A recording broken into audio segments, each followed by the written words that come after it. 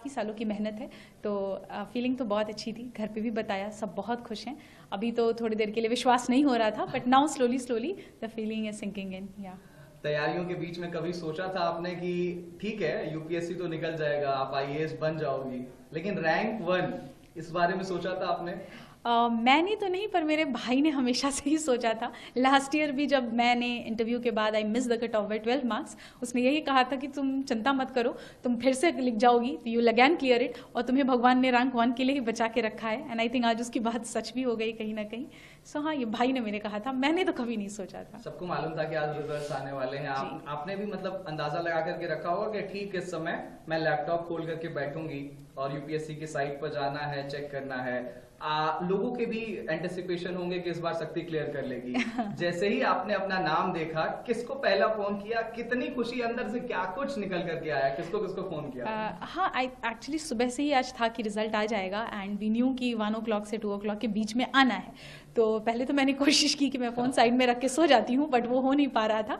And जैसे ही result का PDF upload हुआ और मैंने डाउनलोड किया, तो मुझे सबसे पहले मैंने पापा को फ़ोन किया, पापा को बताया, उसके बाद मम्मी को फ़ोन किया। उसके बाद मुझे इंस्टीट्यूट से ही कॉल आया था, जब मैं काफ़ी घबराई हुई थी कि सर पता नहीं PDF गलत है या फेक है। सर ने फिर बोला नहीं, हमने आपका रोल नंबर क्रॉस वेरीफाई किया है, आप ही का रोल नंबर है। तो that's when finally I accepted कि इट्स डन, इट्स हैपनिंग।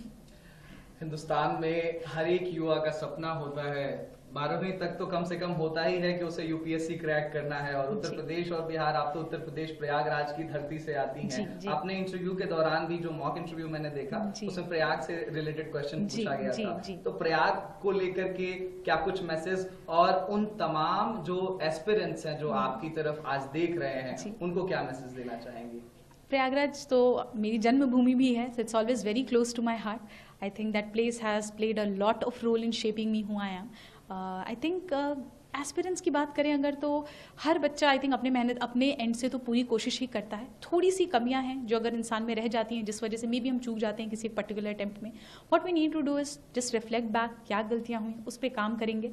वरना ये हमेशा दिमाग में रखना है कि यूपीएससी सिर्फ एक एग्जाम है, it's not more than life, not anything more important than your life it is. So I think ये चीज़ें हैं जो बच्चों को अपने दिमाग में रखनी चाहिए। मम्मी पापा से बात हुई? जी हाँ, बिल्कुल, सबसे पहले उन्हीं से बात हुई। हाँ, और आज कोई मंदिर जाने की तैयारी है? ढोल नगाड़े कुछ बज रहे हैं घर पे? मंदिर तो मैं आज सुबह ही होके आई यहाँ पे, तो इसलिए हाँ, डेफिनेटली इसके बाद मैं यहाँ से निकलूंगी तो मंदिर ही जाऊंगी। अच्छा, ये आपका 5वां अटेम्प्ट था। 5 अटेम्प्ट्स, आप मतलब ये 5वां अटेम्प्ट था, 4 एग्जाम्स आपने लिखे।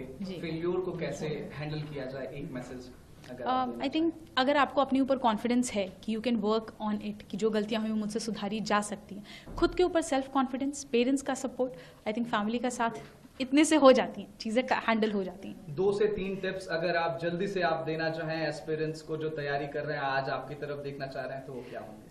बहुत ही minimum number of book list होनी चाहिए। प्रीवियस ईयर क्वेश्चंस और सिलेबस का हमेशा गाइडेंस लेकर चलना चाहिए। And I think enough number of mocks practice करना भी बहुत जरूरी है, so that you get used to the exam conditions जो यूपीएससी को रिक्वायर्ड है। Thank you so much Shakti. ANI परिवार